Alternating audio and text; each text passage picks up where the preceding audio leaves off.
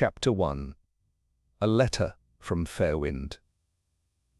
The morning light filtered through the lace curtains of the drawing-room at Hillside Cottage, bathing the room in a soft golden glow.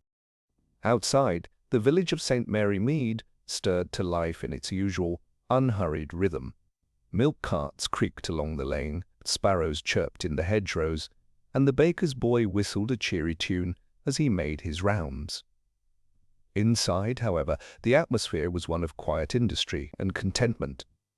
Miss Marple sat in her favourite high-backed armchair, a ball of pale blue yarn resting in a basket beside her, knitting needles clicking gently in her hands.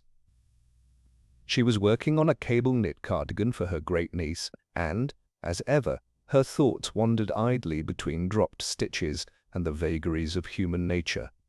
The fire in the hearth gave off a gentle crackle, its warmth warding off the last vestiges of the morning chill. On a nearby side table, a cup of tea sat untouched, now lukewarm, much like Miss Marple's own opinion of modern blends. The stillness of the moment was broken by the soft creak of the front gate. Miss Marple's eyes lifted, alert yet composed. In St. Mary Mead, even the sound of a gate held meaning. Footsteps approached, unhurried, familiar. A moment later, Gladys, the maid, entered the drawing-room with an envelope in hand. "This just came by express post, ma'am, from the Fairwind Hotel," she said, placing the envelope gently beside the teacup. Behind her, the silhouette of the postman could be seen through the frosted glass of the entryway. Miss Marple smiled knowingly. "Is that Tom Gregory out there?" she asked, with a warmth reserved for old acquaintances. Gladys nodded and stepped aside. "Shall I ask him in?" "No need, dear," said Miss Marple, rising with a grace that belied her years. She opened the door just enough to peer out. "Tom?" The postman turned, his cap in hand. "Morning, Miss Marple." "And how are you these days?" she asked kindly. "Still keeping Mary on her feet, I hope?" Tom chuckled, his weather-worn face lighting up. "Thanks to you, ma'am. That herbal tonic you told me about works wonders, it does. She's been sleeping through the night for a change." "I'm very glad to hear it," Miss Marple replied. "And do remember to give her my regards." "I will, ma'am. Well, I'd best be off. But I'll come round one day soon for a proper chat, if that's all right." "You know you're always welcome." With that, Tom tipped his cap and made his way back down the lane. Miss Marple watched him for a moment before returning indoors, her attention now focused on the envelope resting on her tea table. The handwriting was instantly recognizable, looping and erratic, the unmistakable scrawl of Freddie Large. Her brow furrowed slightly. She opened the envelope with a silver paper knife and unfolded the letter. "Hi, it's Freddie. You must remember me. The one who used to annoy you endlessly in class. Two girls, Eleanor Dawn and Beatrix Harrow, went for a picnic in the jungle from our hotel, but only the two boys returned. The police are baffled. If you don't come, my hotel's reputation will be ruined. Please come. You're the only one who can see the truth." Miss Marple read the letter twice, then a third time. Her expression grew thoughtful, the knitting lying forgotten in her lap. "Freddie Larch," she murmured, a faint line of worry appearing between her brows. The boy who couldn't sit still in Latin class. And now the owner of a coastal hotel. I suppose anything is possible with time. She stood and moved to the window, gazing out over the quiet garden with its rows of tidy rose bushes and sleeping lavender. Her thoughts, however, were far from roses. Two girls missing, two boys returned, a police force confounded, and yet not a single mention of foul play. Curious. "There's no mention of murder," she said aloud, "but something is certainly being hidden." She turned decisively. "Gladys, would you be a dear and bring down the travel case? The small one will do. I believe I shall be taking a short journey." Gladys blinked, surprised. "Oh, yes, ma'am, right away." Miss Marple sat once more, folding the letter with neat precision and placing it back in its envelope. Her knitting was set carefully aside as though it would still be there when she returned, and it would. But the look in her eyes was no longer one of gentle reflection. It was the sharp, discerning look of a woman who had learned, over many years and many tragedies, that evil often lurked where one least expected it. There was a rustle upstairs as Gladys pulled down the suitcase. Meanwhile, Miss Marple stood before her modest bookshelf, scanning the titles until she located a slim volume on coastal flora. One never knew when such knowledge might prove useful.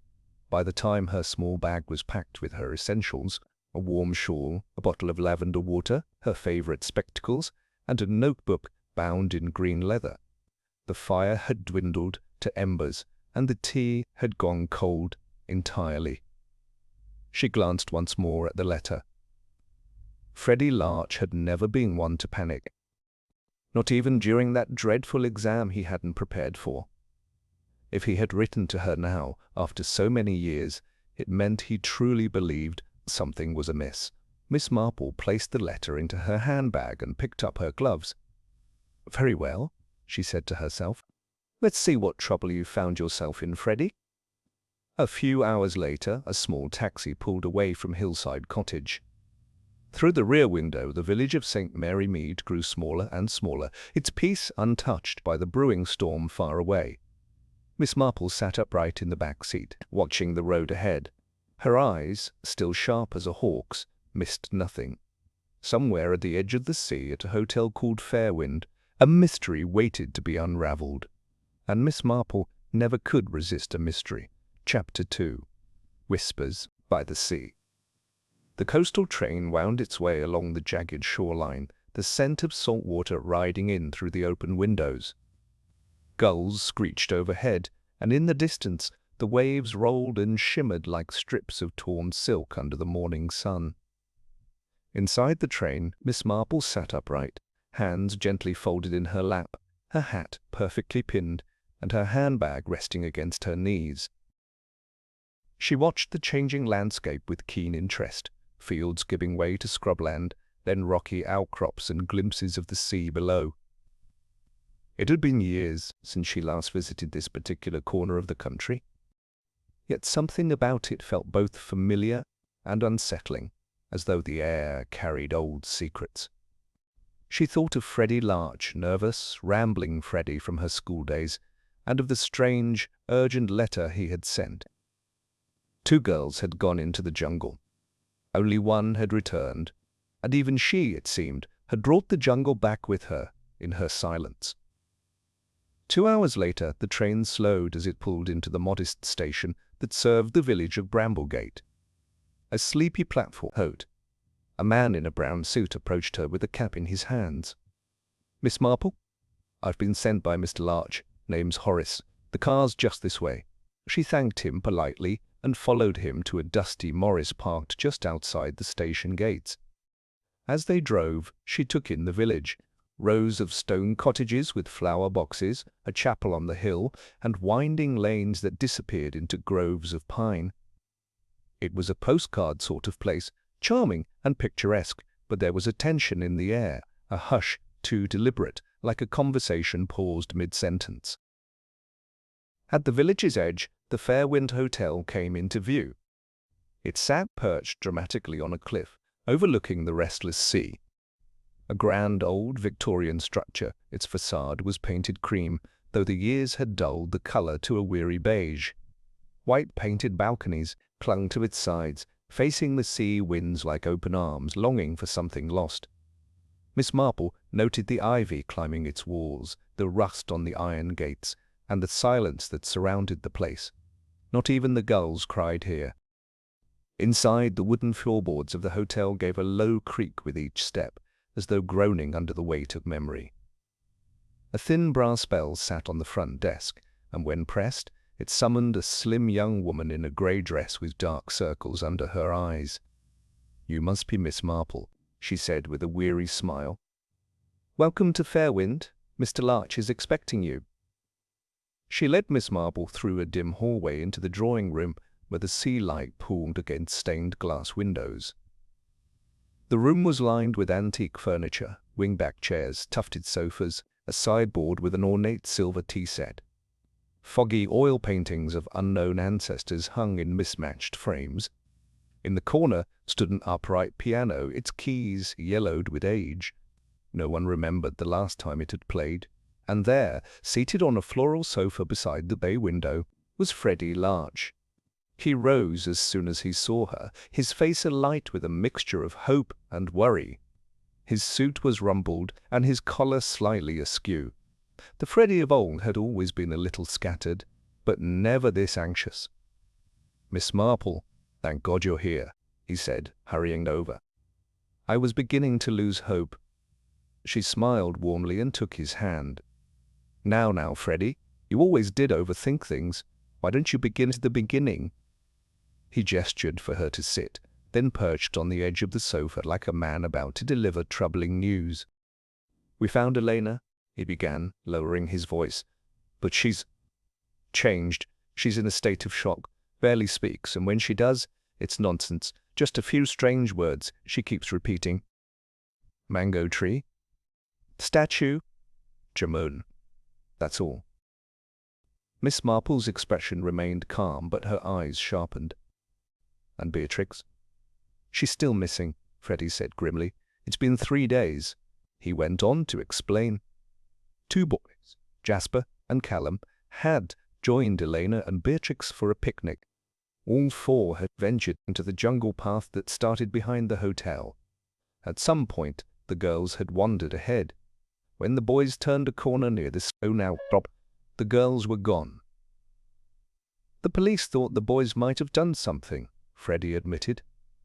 "But there's nothing to link them. No blood, no signs of a struggle. Just absence." Miss Marple was silent for a moment, tapping her gloved fingers gently against the armrest. "This," she said at last, "is no ordinary case. I'd like to speak with Elena, but I must visit the jungle myself." Freddie nodded slowly, then winced, rubbed his temple. "Of course, but before anything else, please sit. Have some tea. I've been so rattled I forgot my manners." Tea was brought in on a silver tray, along with warm scones and a dish of plum jam. Miss Marple poured herself a cup, stirred in a touch of milk, and took a quiet sip. The silence between them was filled only by the faint ticking of the grandfather clock and the distant rhythm of waves crashing against the rocks below. She set her cup down and said once more, "There's something hidden here, Freddie. Something neither the boys nor the police have seen. And Elena, she holds a part of the truth, even if she doesn't know it." Freddie's hands trembled slightly as he held his teacup. "I should tell you the jungle beyond the garden. It's quite deserted. Old, gnarled, overgrown. Locals say it used to be part of some estate that burned down a century ago. No one goes in for pleasure anymore." Miss Marple raised a brow. "Then that is precisely where I must go." Her voice was calm, resolute. She had encountered fear before. She had seen madness and malevolence wear polite faces. She had stood where others faltered. This, she knew in her bones, was not just a missing person. This was something darker. Freddie attempted a smile. "You've not changed, Jane, not one bit." She allowed herself a faint smile in return, then stood. "I must rest, Freddie. The journey has taken more out of me than I care to admit. Please have dinner sent up. I'll need my strength tomorrow." "Of course. You'll be in room 64. It's upstairs at the end of the west wing, quiet and with a sea view." Miss Marple was shown to her room, a cozy, modestly decorated chamber with a writing desk, a fireplace, and a narrow balcony facing the sea. She took a moment to breathe in the salty air before removing her gloves and opening her notebook. A new case had begun, and every observation would matter. Dinner arrived, vegetable broth, buttered toast, and a pot of hot tea. She ate slowly, reflecting on every word Freddie had spoken. Mango tree, statue, Yamun. Odd fragments, like pieces of a shattered mirror. When she finally settled into bed, the sound of the sea lulled her into a light, dreamless sleep. But even in slumber, her mind remained alert, turning over clues, scanning shadows, listening for the faintest whisper of truth. Tomorrow, she would enter the jungle, and perhaps there, in the hush between branches, the mystery would begin to speak. Chapter 3. Beneath the moss and silence.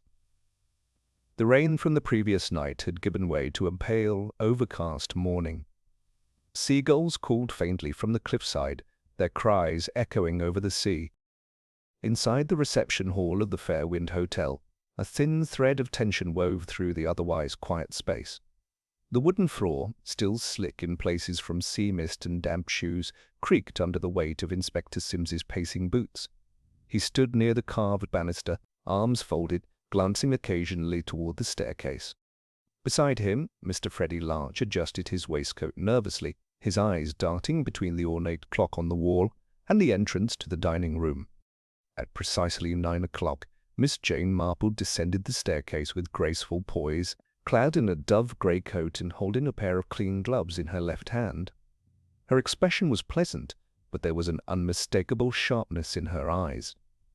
Freddie stepped forward quickly. "Inspector Sims," he said, clearing his throat, "allow me to introduce Miss Marple of St. Mary Mead.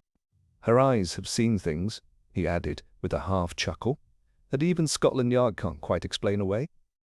Inspector Sims, a man in his early 50s with a sturdy frame and a habit of squinting thoughtfully, extended. A young constable named Edgar joined them, walking ahead with a careful gait. The jungle, or what remained of an old forest estate, was denser than Miss Marple had anticipated. Trees hunched close together, their branches tangled like uncombed hair. The ground was muddy and slick, the air thick with the scent of wet leaves and something faintly metallic beneath it. "Watch your step," Sims warned as Miss Marple carefully navigated a slope bordered by moss-covered stones. The girl, Eleanor, was found just past this bend, lying unconscious. He stopped at a patch of flattened undergrowth. There was nothing visibly amiss at first, just soddy leaves and churned soil. "This is where we found her," Sims said. "Face down, no blood, no torn clothing, just silence." Miss Marple bent forward, her fingers brushing the edge of a low shrub. "The rain has done its work," she murmured, "but sometimes the earth remembers longer than we expect." Then, just past a thorny bush, something caught the light. A flicker of crimson, half concealed beneath fallen leaves.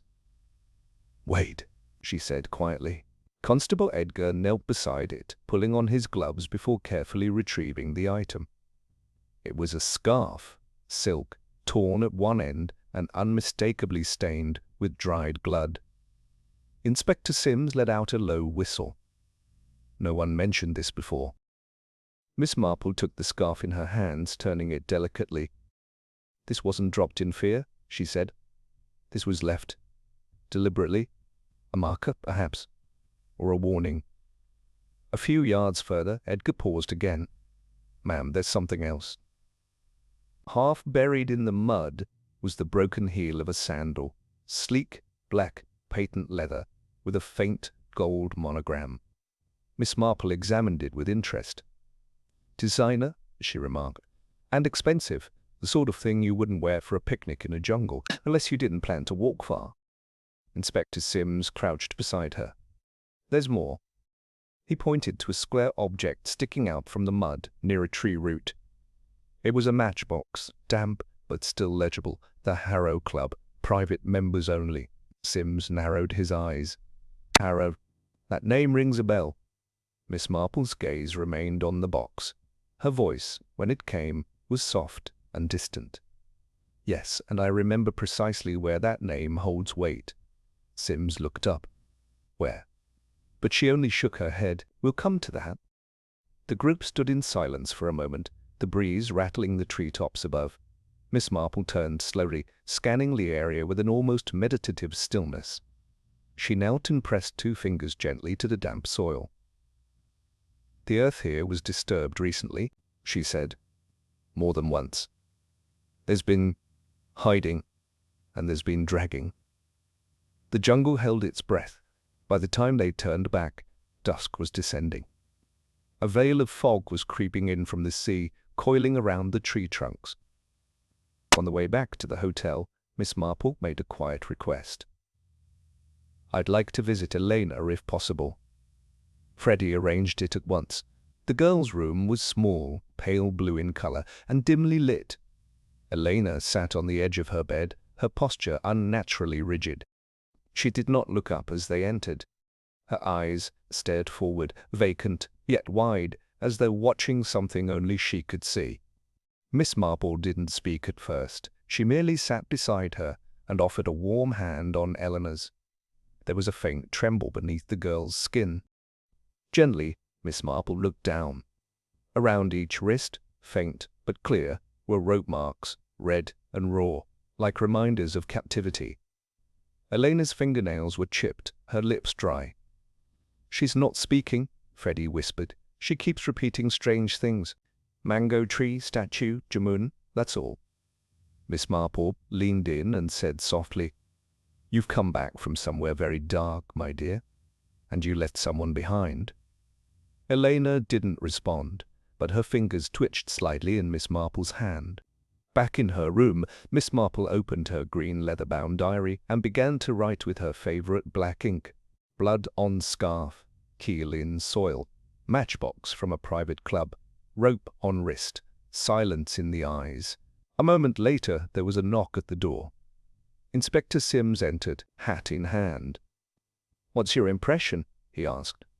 Miss Marple closed her diary and looked up at him with the calm certainty of someone who had seen the worst in people and survived it. "This was no robbery," she said. Sims looked puzzled. "Then what was it?" Miss Marple stood and walked to the window. The sun was slipping into the horizon, casting a rust-colored glow over the restless sea. "It was an attempt to bury the truth," she said simply. "Someone did not want Beatrix to speak. Someone wanted Elena to forget. And someone left behind just enough to confuse the rest of us." Sims frowned, then nodded slowly. "You're saying this was planned?" "Meticulously," Miss Marple replied. "But plans, like footprints, leave their impressions, even in rain." She turned back toward him. "It's getting dark. We should return. Tomorrow we must go further, beyond the bushes, beyond the silence." And so they did. That evening, dinner was served in hushed tones. The guests, few in number, kept to themselves. The clink of cutlery echoed in the vast dining hall. Freddie seemed paler than usual. The receptionist avoided eye contact. When Miss Marple retired to her room, she left her diary open on the desk. The sea sang its endless lullaby beyond the cliff, and somewhere beneath that melody, a truth waited to be found. Chapter 4.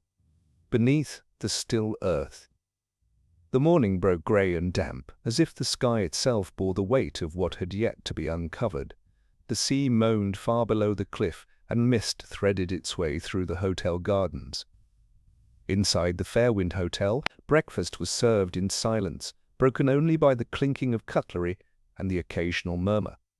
Most guests had already heard about the discovery in the jungle the day before, though few dared speak it aloud. Miss Marple sat at a corner table with her tea untouched, her eyes focused on the garden path beyond the window.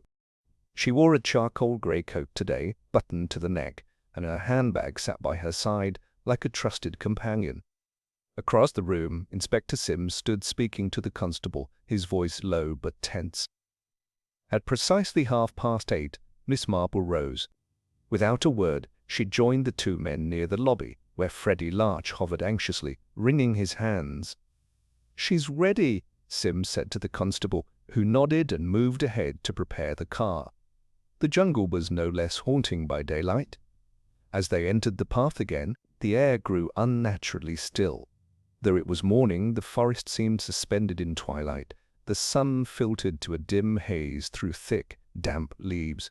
A clinging moisture lay on everything, leaves, bark, the very soil, and the silence was dense, as though the trees themselves were holding breath. When they reached the clearing where Elena had first been discovered, Miss Marple paused, but instead of stopping, she looked beyond the path. "We need to go further," she said softly. "What we found before was only the beginning." Sims gave a nod, and the constable led a few feet ahead, just behind a tangle of thorny shrubs. Something unnatural broke the rhythm of green. "Hold up," the constable said, drawing his breath. They approached slowly. He pulled aside the branches, revealing a patch of earth and leaves stained in dark rust. There, half concealed beneath a torn strip of fabric, was what no one wanted to name. A sliver of skin, a hand, a curled piece of something that might once have been hair. Sims cursed under his breath. "Step back," he said sharply. The constable knelt carefully and began to remove the layers, cloth, dirt, leaves, one by one. The horror emerged gradually, severed limbs, flesh wrapped in bloody garments, bones splintered and buried. It was not just a body, it was a message, a statement of silencing, of destruction. It was Beatrix. Inspector Sims, pale but composed, called in an urgent order through his wireless set to seal the area. "We'll need forensics from the city," he said. "No one touches anything else." Miss Marple stood a little apart from them. Her eyes were steady, but there was sorrow in the curve of her mouth. "This wasn't done in rage," she said after a moment. "This wasn't chaos. This was preparation, cold, precise, and fearful." Sims glanced over. "Fearful?" "Yes," she replied.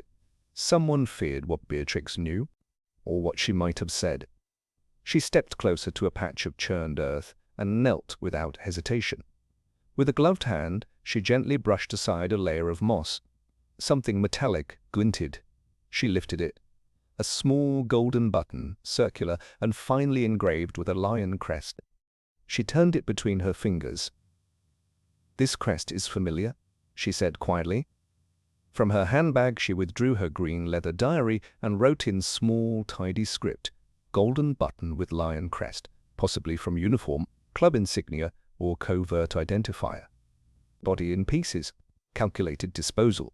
She stood slowly and looked to one side where something dark was pressed into the earth. It was a cigar, partially smoked, its ash end still intact despite the rain. Miss Marple added one more line. "Discarded cigar. Possible presence of observer or second party." The ride back to the hotel was silent. When the body was discreetly brought in by authorities and moved through the service entrance, a ripple of grief swept through the Fairwind Hotel. Beatrix's parents had arrived the day before, and the news shattered them. Her mother collapsed in the reception lounge, sobbing uncontrollably, while her father stood stiff as stone, unable or unwilling to speak. The staff whispered in corridors. Guests lingered awkwardly near windows, eyes darting and voices lowered. Miss Marple, returning through the main corridor, was just about to turn the corner toward the parlor when she paused. Near the side passage leading to the staff quarters, she caught sight of Mr. Harrow. His usually composed posture was rigid with fury. He stood locked in confrontation with a man dressed in a dark navy coat. "You again?" Harrow spat. "I told you to leave me alone." The man said nothing. He gave Harrow a long, level look, and then walked out of the hotel without another word. But Miss Marple had seen enough. She noted the man's coat, navy wool, faintly worn at the shoulders, and the way he walked, hurried, but not careless, confident. His shoes were polished, his posture alert. That night, as shadows gathered over Fairwind and the storm lamps were lit in the dining room, Miss Marple returned quietly to the front desk. The receptionist, a young woman with anxious eyes, handed over the guest register without question. Miss Marple took it to the corner of the drawing room, leafing through names slowly. Then she found it. Dennis Wilder, room 11. She tapped the name once with her pencil, then closed the book. Later that evening, she spotted Jasper and Callum playing cards near the fireplace. Their youthful faces looked strained, older than they had days before.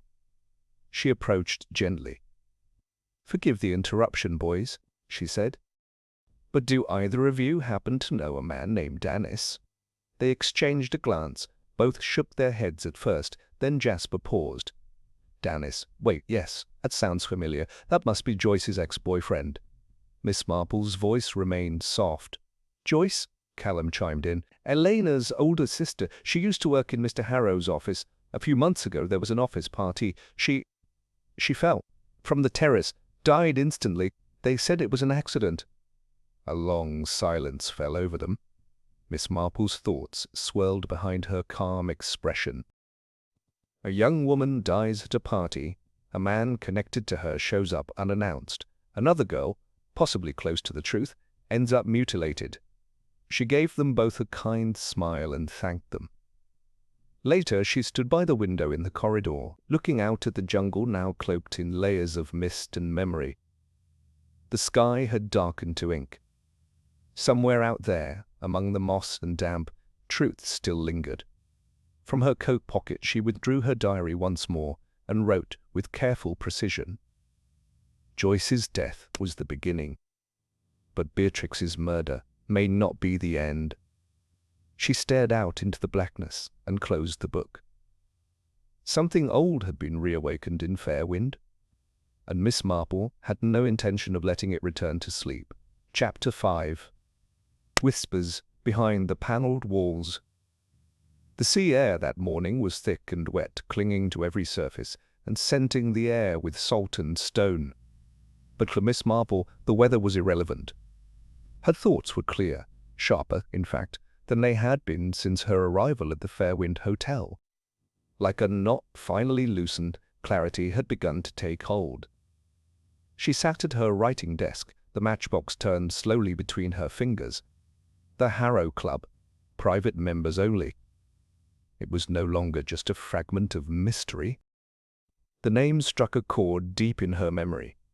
The Harrow Club wasn't merely a place, it was a fortress of secrecy, one of those old London establishments where influence travelled in whispers, and truth was often quietly buried under oak-panelled traditions. And there was more. Beatrix's father, Mr. Harrow, wasn't just a guest there. He was affiliated through the company that had long supported its events, hosted its members, and employed its silence. This was not a coincidence. This was a door. By mid-morning, Miss Marple and Inspector Sims were en route to London, the coastal roads giving way to city smoke and rhythm. Miss Marple, gloved and composed, stared quietly out of the window. Sims drove with a new stiffness in his jaw. Neither spoke until the car rolled up outside the Harrow Club, a tall, unassuming building set back from the street in Mayfair. The facade was elegant in its restraint, its entrance guarded not by uniformed men, but by silence. The doorman gave them a once-over as they entered. Inside, everything was as Miss Marple remembered from her younger days, spent on errands and teas with a friend's father. Rich mahogany panelling, thick burgundy carpets, and the lingering scent of tobacco. It was a place where time moved slower and men spoke in lowered tones, cloaked in a permanence that resisted intrusion. The receptionist, dressed in a dark waistcoat with a discreet crest, approached. Miss Marple gave him a benign register on the counter before he answered. That name? Yes. I believe he visited once. It was some time ago. And was he alone? Asked Inspector Sims, stepping forward with his badge barely visible. The receptionist hesitated. Then, in a lower voice, No, sir. He was accompanied by a young woman, Joyce Dawn, if I recall correctly. The name passed between them like a gust through a long closed corridor. Miss Marple's eyes lit, but her voice remained soft. Thank you. You've been very helpful, E. They walked slowly toward the rear lounge. It was quiet inside, save for the occasional clink of a glass or the rustle of a newspaper. Miss Marple sat near a window that overlooked the stone courtyard and accepted a cup of tea brought by a young waiter. Sims stood near the fireplace, absorbing everything: paintings, club crests, the absence of women. A few minutes later, another waiter approached. This one bore a silver tray with a tall glass of juice and a folded bill. He placed it before Miss Marple without a word. She looked up, slightly confused. I didn't order this. But the waiter had already turned away. With practiced calm, Miss Marple unfolded the bill. Nestled inside was a folded note, written in a hurried but deliberate hand. Joyce didn't fall from the terrace. She was pushed. There was no signature, no clue as to who had sent it. But the message pulsed with urgency and fear. She passed it to Sims beneath the table, whispering only, "Don't react." He read it quickly, his face unreadable. A few moments later, he leaned closer and said under his breath, "We're going back." Now. The ride back to the coast was long and silent. London faded behind them in a blur of brick and smoke, the countryside returning with its brooding hedgerows and winding lanes. But the silence in the car was not from fatigue, it was from calculation. Each of them was turning over possibilities, re-examining facts now shaded by a new implication. Joyce Dawn had not died by accident. She had been murdered. And someone in the Harrow Club, perhaps even Mr. Harrow himself, was protecting that truth. They returned to the Fairwind Hotel as the sun dipped below the horizon, casting a golden hue across the cliffs. Inside, the hotel had settled into its evening hush. Guests moved slowly, staff spoke in lowered tones, the air held a tension like the final breath before a confession. Miss Marple entered the dining hall and took her usual seat.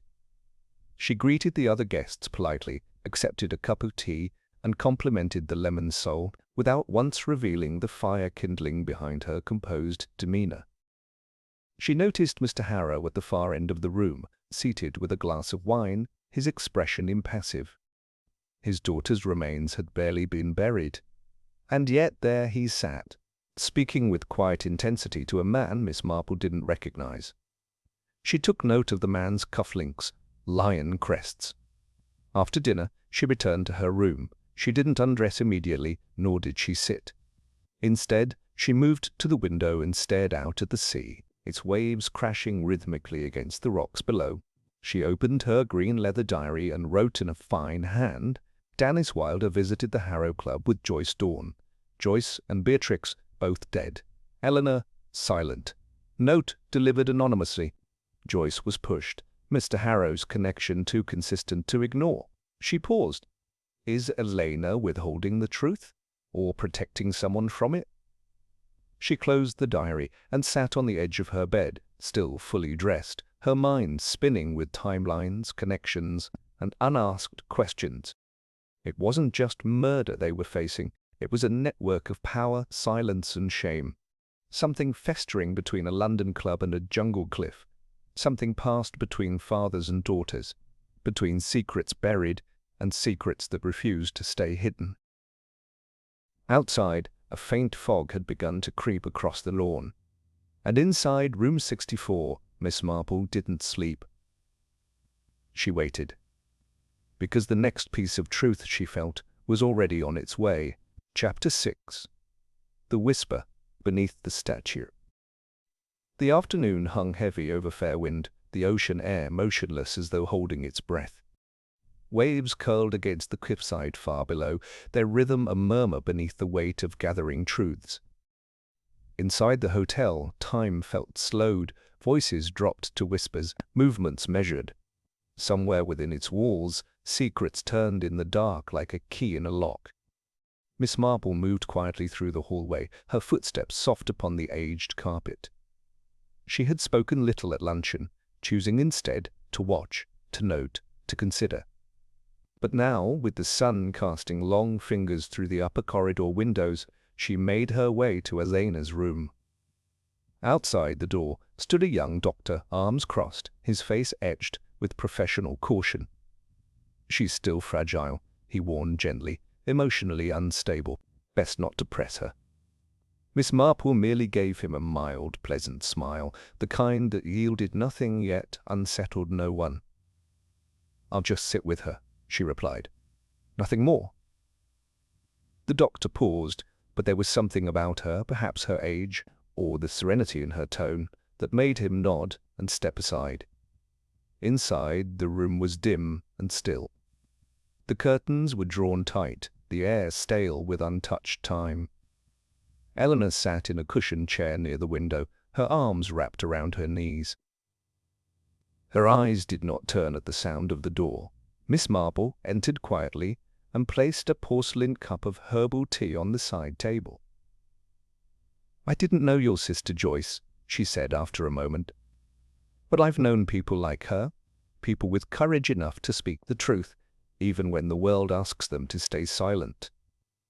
At first, Elena didn't move. She remained motionless, her face pale and blank. But slowly, something in her posture shifted. Her shoulders sank, her eyes, wide and red-rimmed, filled quietly with tears. "I don't know what to do anymore," she whispered.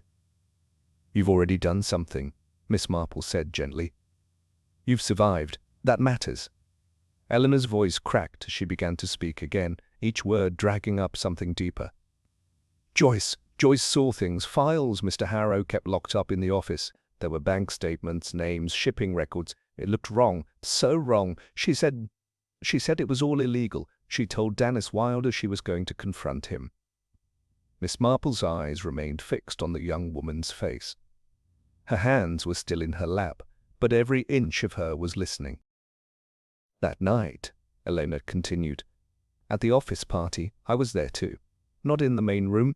I was upstairs. I heard shouting, then silence. And then someone screamed. Her eyes stared ahead, unfocused. I looked down, and Joyce was on the ground." Miss Marple said nothing. She simply waited, and after a moment, Elena gave her more. "Before she died, she told me she'd hidden something, evidence. She said, 'There's an old statue in the jungle, near the mango tree. She buried it underneath. She said if anything ever happened to her, I should look there.'" Miss Marple's hand, resting on her diary, stilled completely.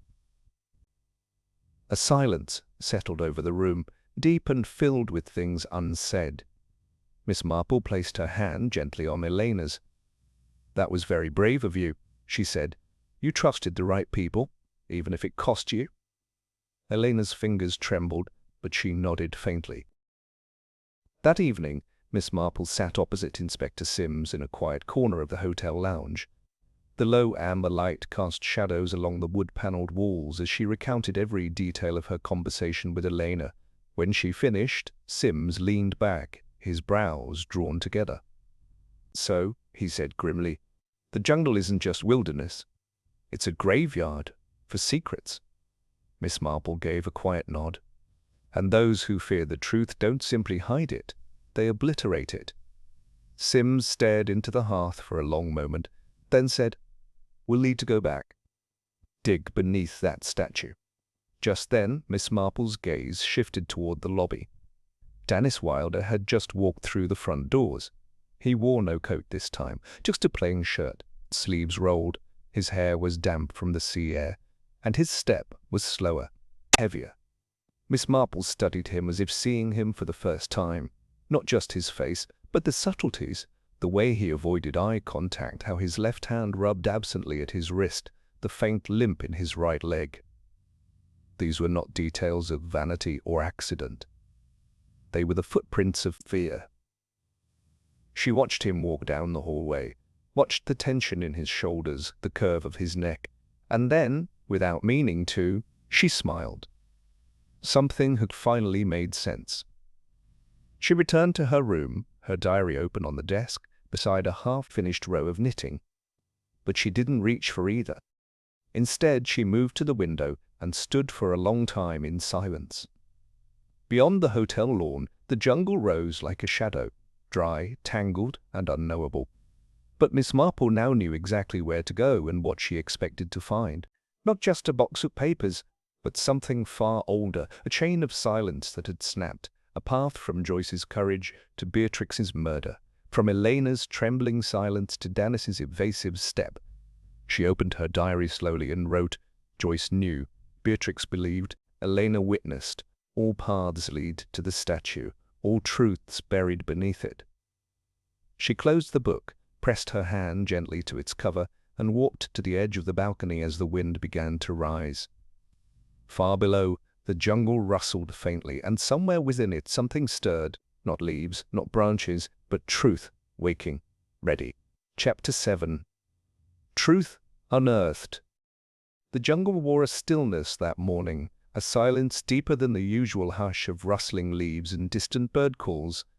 Beneath the mango tree, the air felt thick, as though it remembered too much. Miss Marple, Inspector Sims, and a constable moved with care and solemn purpose through the dew-laced undergrowth, their steps light, but the weight of what they were about to uncover grounding each movement. They reached the old statue, It stood, stooped and weathered, a rough-hewn stone figure half covered in moss, its base sunken into the soft earth. Time had bent it forward slightly, as if it too was leaning in to hear a long-kept secret about to be spoken aloud. Miss Marple stepped back, letting the constable take the lead. He knelt and began clearing the earth with measured hands. The silence was broken only by the scrape of his trowel and the occasional call of a bird overhead. And then it appeared. A small, rusted tin box, its lid smeared with time and soil, sat nestled where the base of the statue met the ground. The constable handed it carefully to Miss Marple, who opened it with delicate precision. Inside lay several folded documents and a smaller, time-yellowed piece of paper, something like a torn page from a diary. Inspector Sims leaned in as she unfolded the letter. Her eyes scanned it first. Her breath held. The documents were damning, signed import-export slips bearing Mr. Harrow's name, a medical form listing organs by blood group and patient ID, with no hospital headers, only serial codes, cold, clinical, illegal. Inspector Sims took the file in his hands, his face tightening. "This is direct evidence," he said grimly. "Drug and human organ smuggling." Miss Marple said nothing. She was holding the letter now, reading the handwritten words with quiet care. It was Joyce's handwriting, no doubt. "If this letter is found by anyone, understand that I am no longer alive. Mr. Harrow knows I've discovered everything, and I'm a threat to him. He has already threatened me. Perhaps today or tomorrow he will have me killed." Inspector Sims exhaled slowly. Such a bold confession. And Mr. Harrow still wears the mask of innocence. Miss Marple folded the letter carefully and placed it back in the tin. "The time has come," she said softly. "We must gather everyone."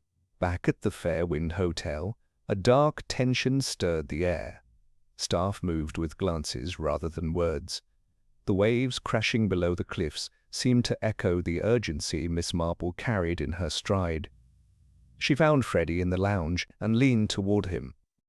"Please, gather everyone in the drawing room, it's time." Within 15 minutes, the room filled, first with murmurs, then with silence. Mr. Harrow entered stiffly, his lips pressed into a line, his hands clasped behind his back. Elena sat in the corner, her face pale but attentive. Dennis Wilder hovered by the wall, not speaking, not making eye contact. Freddie stood near the fireplace, visibly tense. 2 senior hotel staff members lingered in the background, as did Inspector Sims, arms folded. Miss Marple stood before the low table and opened the tin.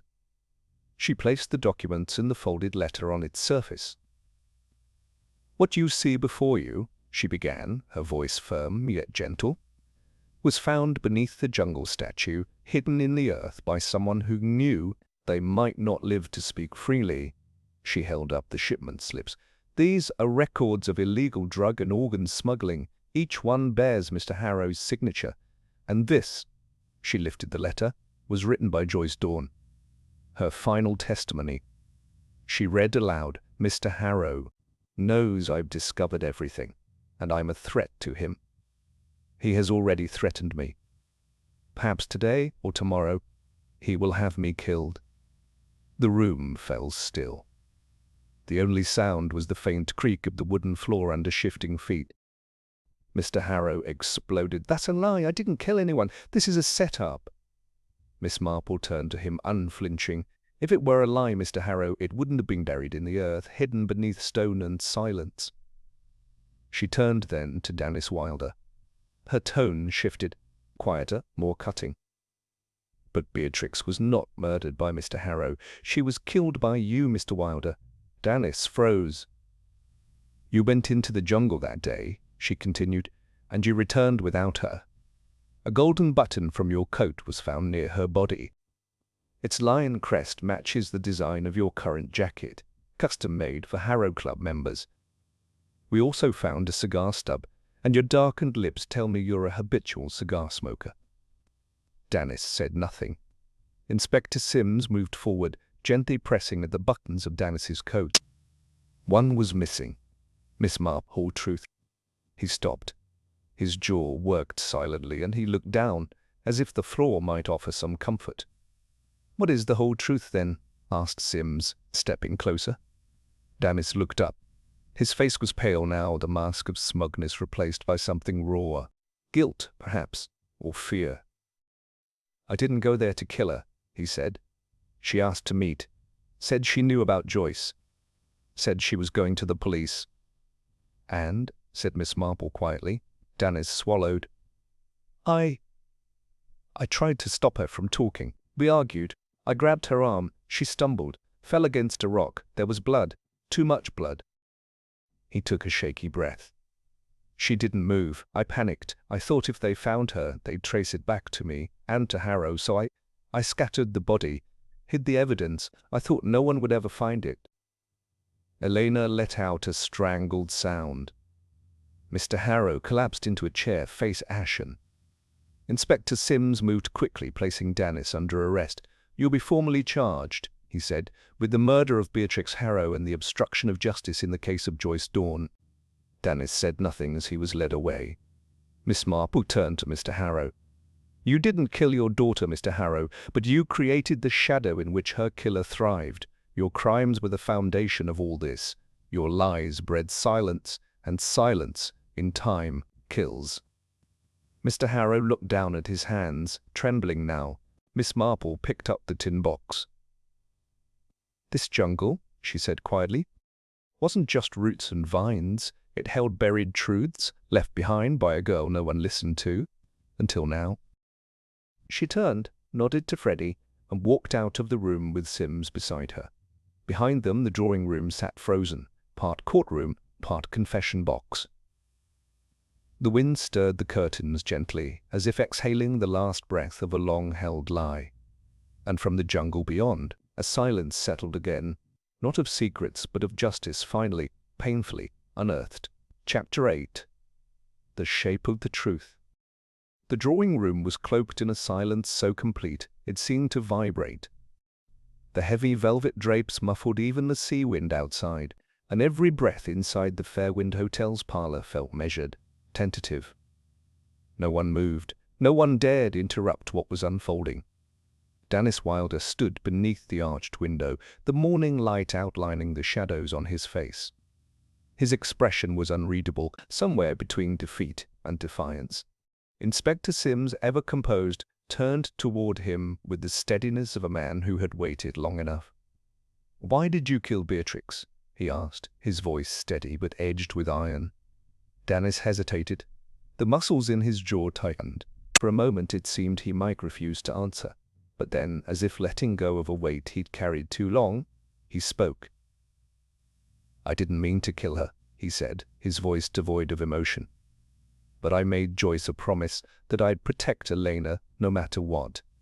He looked around the room briefly, at Elena, who sat pale and hollow-eyed, and then at Miss Marple, who met his gaze with quiet, unwavering calm. "When I found out that Beatrix wasn't trying to help Elena, but was using her to get to the statue and whatever Joyce had hidden there, I followed them." His tone changed slightly, still cold, but quieter now, almost distant. "In the jungle I confronted them. I knocked Elena out first. I didn't want her interfering or running away. Then Beatrix and I argued. She was furious, accused me of betrayal. She pushed me, and I hit back, harder than I meant to." A pause. "She fell, struck a rock, didn't get up." The room was still. Inspector Sims's next words came slowly. "And Joyce?" Dennis's eyes flared, this time with something darker. Rage, resentment, grief. "Joyce didn't fall," he spat. "She was pushed. Harrow and Beatrix, they killed her. Maybe not directly, but they threatened her, isolated her, and then finished the job when she got too close to the truth." He looked down now, his voice softer, the anger drained from it. "I just wanted to show the world what they really were." He met Sims's eyes. "And I did. I don't regret it."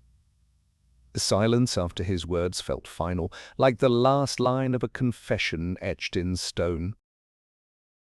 Inspector Sims exhaled sharply through his nose and gave a curt nod.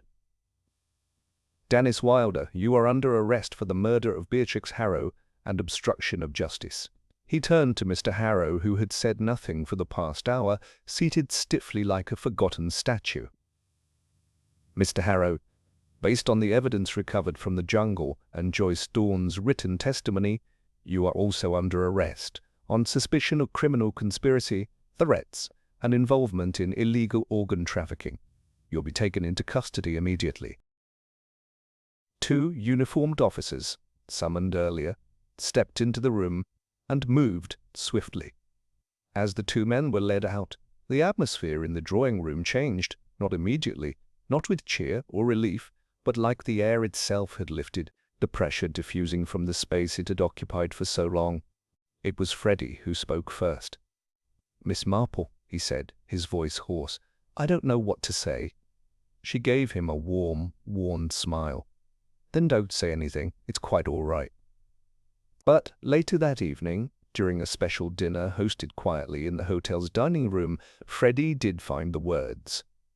The guests, though few, all raised their glasses to the silver-haired woman whose quiet wisdom had unraveled the twisted tapestry of deceit and death. "To Miss Marple," Freddie said, raising his glass, "for seeing what others miss, and for reminding us that truth, however long buried, always finds its way back to light." The room lifted with soft applause, and Miss Marple, flushed but gracious, inclined her head. She didn't need grand speeches. She never had. The next morning, the coastal air was crisp and the sky was clear, a rare gift after weeks of fog and storm. At the train station, the platform was quiet. Freddie stood with Miss Marple as the train approached, the gentle hum of the engine growing louder. "You saved us," he said, not for the first time. Miss Marple shook her head gently. "I did nothing heroic. I merely recognized the shape of the truth. Sometimes it's all one can do." Freddie gave her a small smile, and with a final nod, Miss Marple boarded the train. As it pulled away from the station, the breeze caught the edge of her scarf and lifted it slightly, like a wave. "Goodbye." St. Mary Mead greeted her with familiar silence and the soft rustle of autumn leaves. The village green was just as she had left it. The postbox, the chapel bell, even the lavender bushes outside her garden gate, unchanged, unmoved. Inside her cottage, she boiled water for tea, selected her favorite china cup, and opened her knitting basket. She paused for a moment before she picked up her needles. There was peace in her home again, but she knew something had changed within her. Another pattern, another story, had been added to the fabric of her life. She would not speak of it unless asked, and even then only in hints and fragments. Because some truths once known need no retelling. And so she began to knit again, her fingers steady, her mind clear.